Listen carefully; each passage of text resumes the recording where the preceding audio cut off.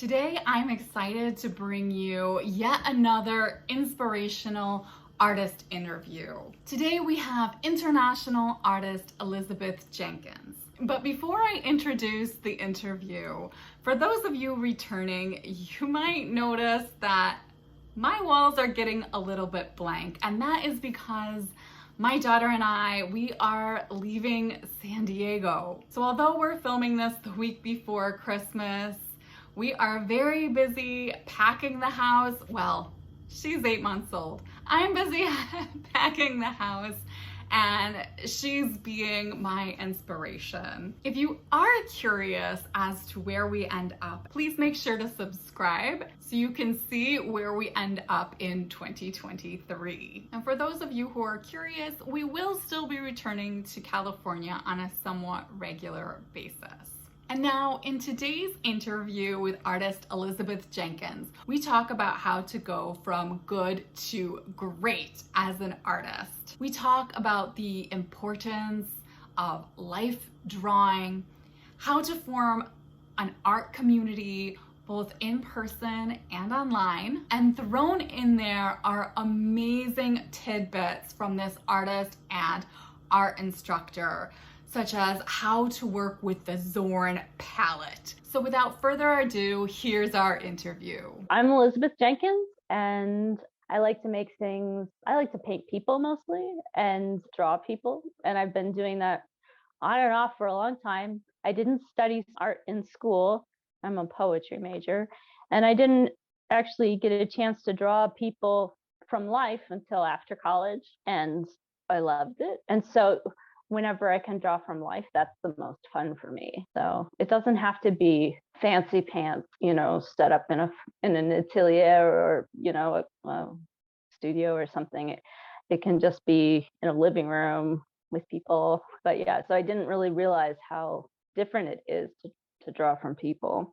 And most recently with COVID, I've had to not draw from life, and so that's been really a different thing for me. It's weird doing life drawing on Zoom, but I have to tell you, it's better than just getting a stack of photos from a portrait set or something. Like, it's still something about it that's fun. I don't know why. So I have been doing that, but I've also been doing way more with photos than I ever have before. So I do want to ask you, because we have known each other since Beijing, and I think you even came to my art show.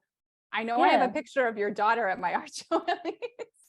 But I had no idea that you were doing art. And then suddenly, I don't know if it was during COVID, I started seeing all these portraits, and they just became more and more amazing. In the last few, I was like, oh my gosh, that needs to be in a museum. Like, when did you start taking your art seriously? I think that a couple of things have changed. I think simply being older and realizing that what I like to do is spend my time drawing, and so I need to make that happen. No one else is going to make it happen for me. But I think that also sharing it on Instagram, that's what's allowed, right? That's what's expected, is gratuitous sharing of your art. So I think it's in that space that people started being like, giving me high fives and sometimes, props, and I think that just makes a big difference. I was in Holland, Michigan, which is where I grew up and my parents lived when we first left Beijing during COVID. So we were based there for a while, and I really didn't go out of my way to find people because it was COVID. But weirdly, there was a group of people gathering across the street from my parents' house doing some sort of mural. And so I went out and checked it out, and liked everybody on the Instagram and stuff. And those are the folks that ended up hiring me to do classes. And I guess once you're teaching stuff, then you're thinking about how to articulate what it is you're doing, and also learning stuff along the way as well, of course, like, oh, this is the 40th time I've drawn this, but it's different this time because of what I was talking about in class. because so much of this is doing, not just talking about it, Yeah, and I was going to ask you about that. Like, of course, the first few paintings I saw were great, but the last few ones have been just absolutely amazing. And I was just wondering, what have you done to improve so rapidly? I think that I have been experimenting with different materials and, some stuff that I find I love to work in oil paint, and it's my absolute favorite, but it's hard to get all set up and get yourself dirty and keep ventilation and all that stuff. So I was doing a lot of pencil stuff, working with a pencil. And I actually found colored pencils through a class I took online. It was a class online where they had, 30 faces in 30 days sort of thing. And I know that there are a lot of different iterations of that. And I just found one, and it wasn't live. It was a series of videos, but she also had just going through different materials and how she was drawing a person. Just, it was fun because I hadn't had that experience so intimately of actually drawing the same thing with the same materials as someone in quite some time. And it was fun to see, there's one painting that I did that is bright yellow in the background and has flowers on it. I would not normally, that's not really my style, but it looked amazing. And so I was like, oh, I got to think more about how that makes me feel, because that changed the whole dynamic of the picture. It makes you look at the whole picture differently. And so she had me do a couple things that were just outside my experience, and I think that helped, but also just doing it every day. Do you draw every day? I was just going to say, I'm not actually so disciplined, but every piece that I post on Instagram, or any piece that I do, is really done in one sitting. So I enjoy the unfinished parts of my drawings as much as the finished parts. And I found that if I am too labored, it shows and isn't fun anymore. And of course, you still need to bring your fresh eyes to the drawing throughout the process of making it. But I find that trickier to do when I go away and come back. Maybe it's something that I will grow into, but for now, it's, I like making the stuff. It's fun that Instagram exists so I can post it and share it. But I would probably be doing this anyway. In urban areas, you've got people that are also, other people that are interested in life drawing, and you can draw in people from life. It's just so enjoyable.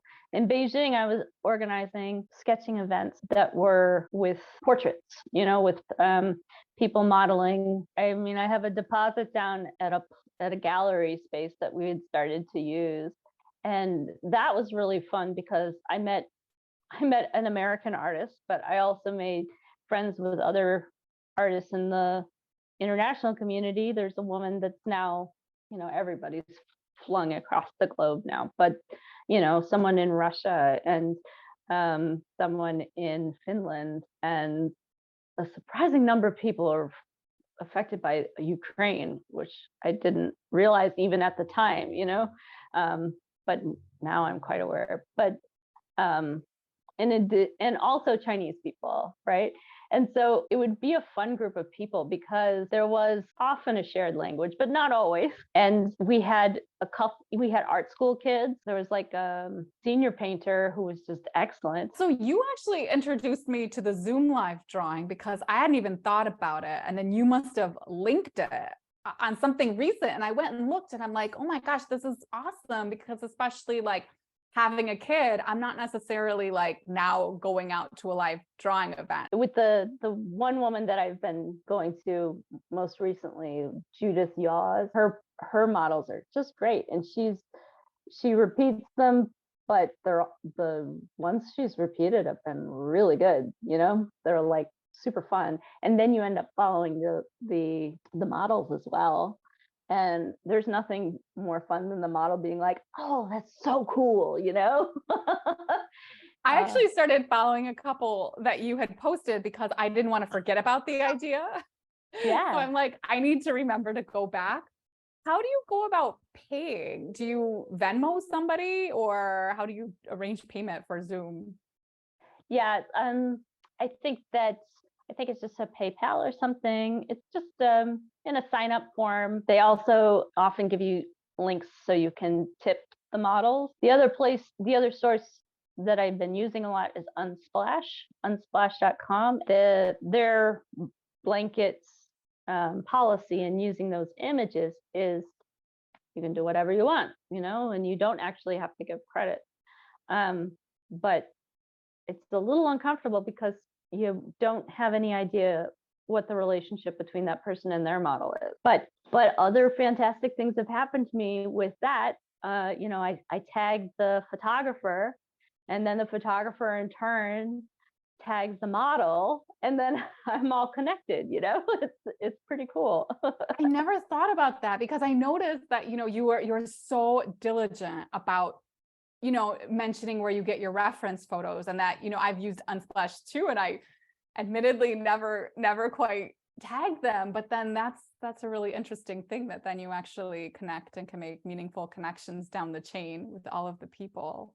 Yeah, I mean, there are plenty of really interesting photographers out there, and they're and it's so cool to be able to just connect with people in any old part of the world, and people will respond to me in Russian or something, and I can translate that, with Google Translate. I don't speak Russian, but we live in a world where we're all connected, which is amazing. Getting back to the teaching, which you kind of mentioned that maybe was connected to the people across. I don't know if you can hear her. She's joining in the interview. So you mentioned it might be connected to the people that were doing the mural across from your parents' house. Yeah. But can you just tell us a bit about how you got into teaching and where you teach, what platforms you use? Do you do it online or live? Well, I was really surprised to be asked by this group, and I've taught one class with them. I haven't. They've just asked me to do another session coming up in spring. So they're a really cool group of people, and so that makes a difference to me. They have like sliding scale for fees, and it's a teen program primarily, and they offer transportation so the kids can come in from school directly, and I wasn't sure that I would like it, but it's actually really fun to just, well, first of all, they do a great job of organizing, and they were like, it was Emily Christensen is the director of this place called Cultureworks, and she said, oh, I think it would be really awesome if we could have all non-white models. And she and the director at the time, Erin, were just great at recruiting models, and that was without the burden of having to have, to arrange models. I could just focus on all the other stuff that I haven't been able to really share before. I think at one point in Beijing, I was working with a woman at the thing called the Slabs, planning on doing classes, but I found it like once I had the model there and I had people there, I just wanted people to draw, like I didn't want to like instruct people. So it's fun that this portraiture class that I'm doing with Cultureworks is in person. We're doing portraiture in oils for this class.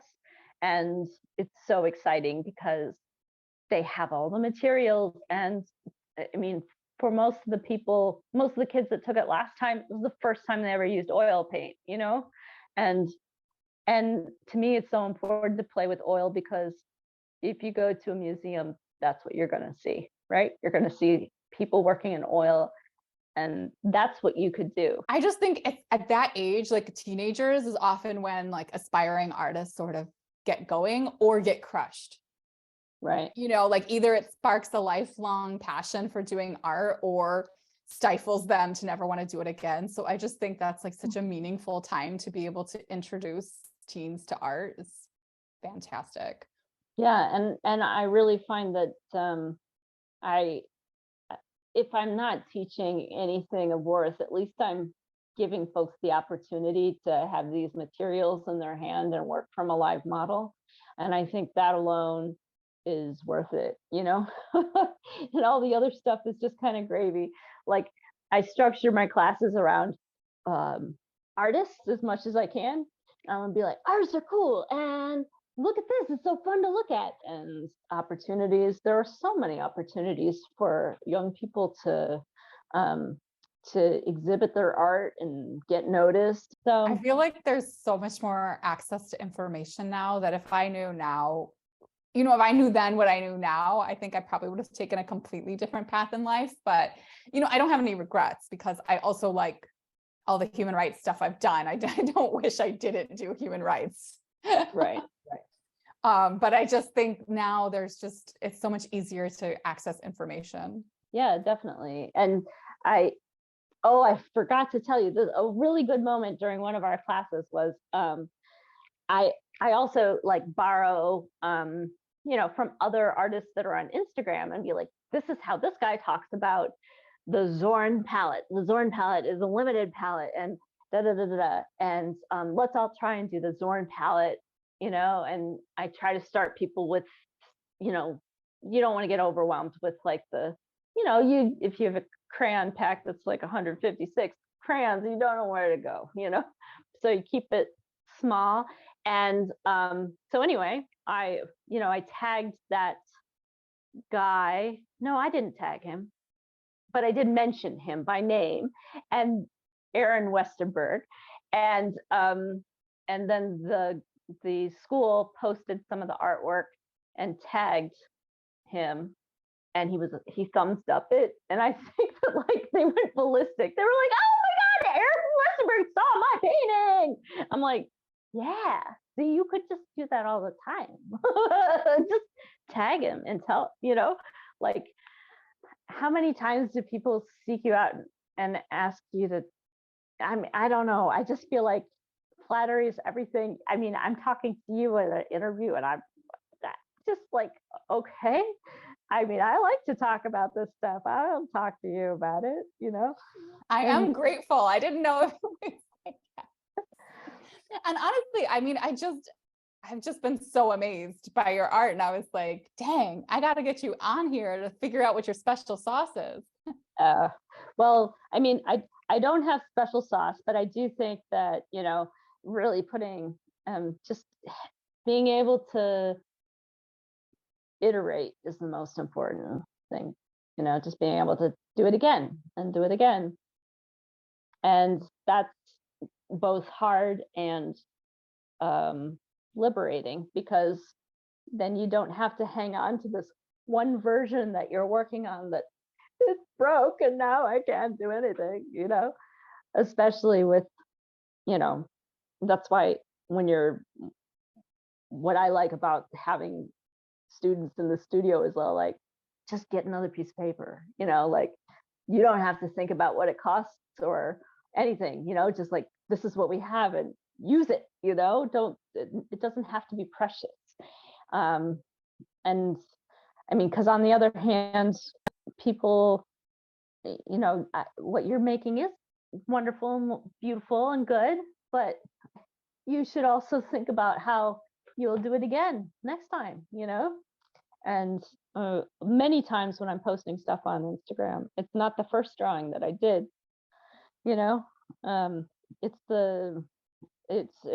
I've tried it a couple of different ways, and I didn't like when I used the wrong color here, or that color really worked, but I didn't think of it until, it was too far along in the painting for you to see it anymore, really, but yeah, the iteration, I think, is really important, and just also thinking of it as more of a skill and draftsman like. So the people that I talk to, that I talk to my students about are like, like the Loomis method. This is a person who was drawing things for advertisements, and rendering things and rendering people accurately and in different ways, was just it was something that they had to do over and over again.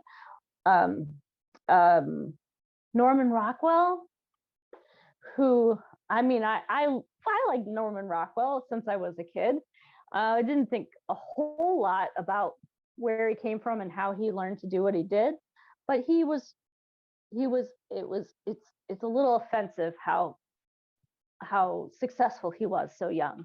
He was very young when he got his Saturday Evening Post gig, but he was also very driven. And if you look at his process, it is so intense.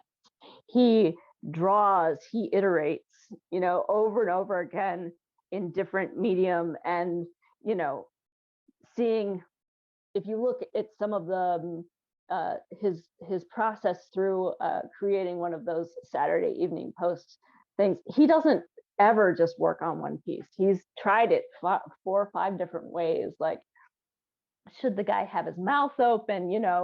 She's, and making big changes, like that building shouldn't be there, and changing composition completely, and he worked from models too, but all is to say is that, like, he put a lot of time and effort in it, and if you put in a lot of time and effort into anything, you're going to do great. You're going to improve, and you're going to understand what you're doing better. And,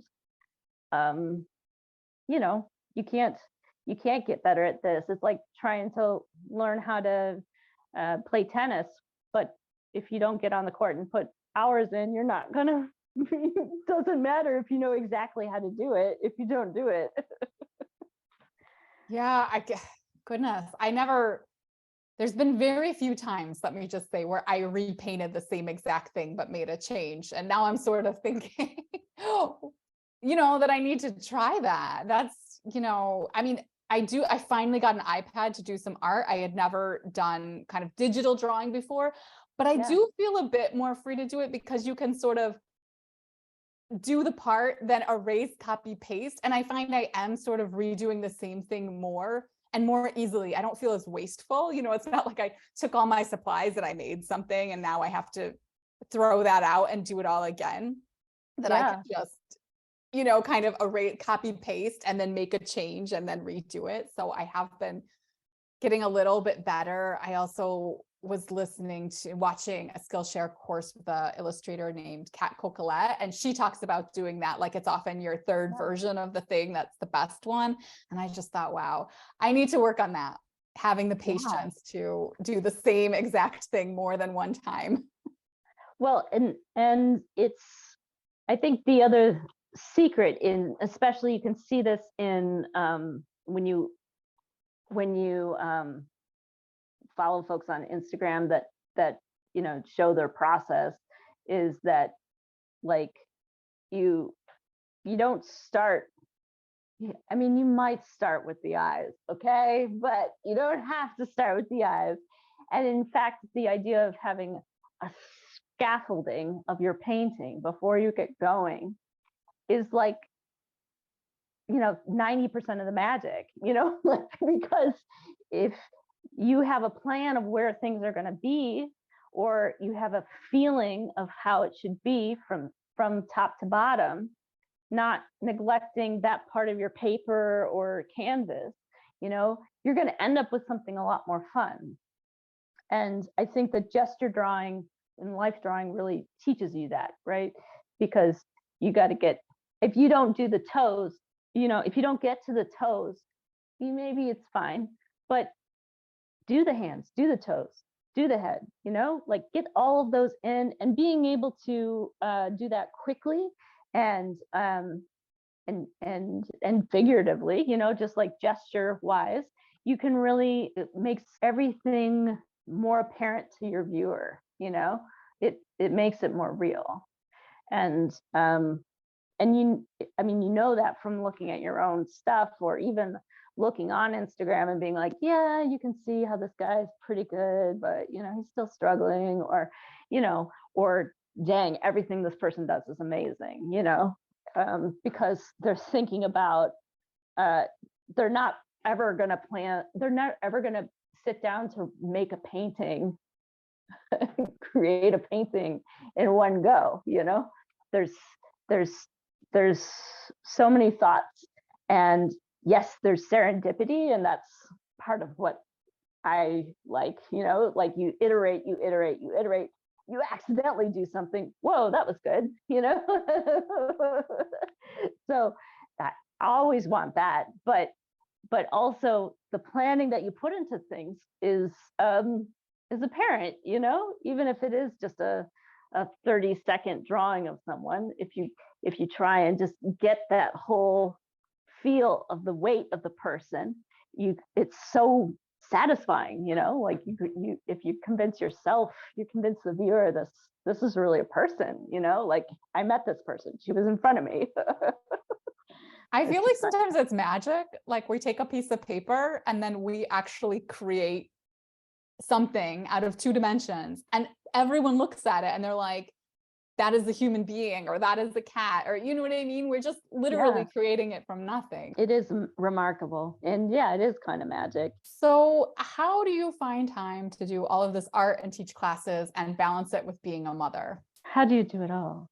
No, I have it so easy. I have a partner who is full-time employed and working from home, and loves to be a parent as much as I do. So like, yeah, I'm learning. I'm always learning, and kids are always changing. So it's something you have to just keep figuring out.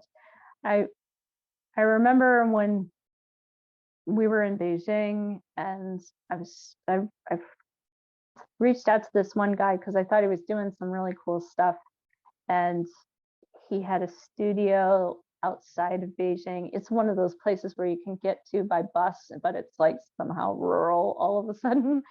And I was like, oh, I would really like to be doing that, but my daughter's so young, and da da da da. And he actually had a daughter the same age, and he was about my age, and he showed me what he was doing, and he was more intentionally like exploring children's approach to art and stuff. But it was still kind of cool where that he would go into his studio and do his stuff, but he wouldn't ignore his kid. He'd include his kid, or just set them to with some materials and see what they did. And I've seen other folks on Instagram do that too, where they have a kid that's making that process, and or that transition from toddler to like people, and talking and stuff, and can make marks on paper with more intention. And I think that's pretty cool. But I don't think I need solitude or something. I can't do it all at the same time. Like I can be playful with my daughter and do playful art stuff with her, but when I want to draw, I just want to draw, and I don't want to share it with her. I don't want her like helping me with the eyes or whatever. I'm still learning to have space for myself to do this stuff, but I think that's the other thing. It's the whole Virginia Woolf's "a room of one's own." In order to create art, you really have to have ownership of your space and all that. It's hard to find always. So what are your New Year's resolutions? Well, I think that in addition to saying yes to opportunities that come your way, the other thing is you have to seek some of the stuff out. And I think maybe that is something that I will resolve to do around New Year's. So where can we find you online? You can find me on Instagram at Artful Activist, That's primarily where I am. I'm occasionally other places, but that's the place to find me probably. Thank you, thank you, thank you for sticking around till the end. If you found that art interview inspirational, then you might want to also check out this art interview. I'm personally a big fan of learning from other artists. So on this channel, apart from sharing my experience, I endeavor to bring other artists' perspectives so that you can hear from a wide variety of voices. If you found this interview inspirational or interesting, please hit the like button and consider subscribing, especially if you want to find out where we're moving. And until next time, keep creating.